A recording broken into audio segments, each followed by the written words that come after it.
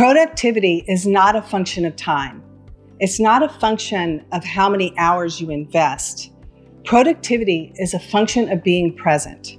How present can you be while doing that activity? So how do you become more present? Well, let's start with taking care of yourself.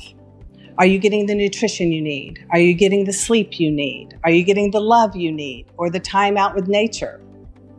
When you feel at home in your own skin, you disassociate less and you become more present. Train yourself to stop multitasking. Practice doing what you're doing and only doing what you're doing.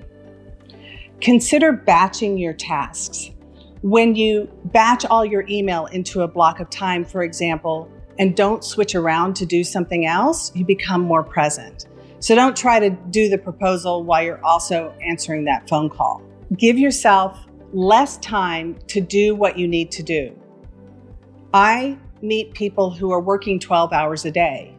Instead, give yourself 8 hours. That's how you're going to learn to be more productive and do what's important. And last but not least, give yourself some space.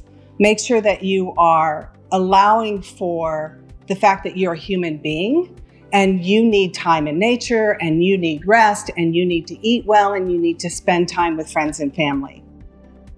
There is no better time management strategy than being present.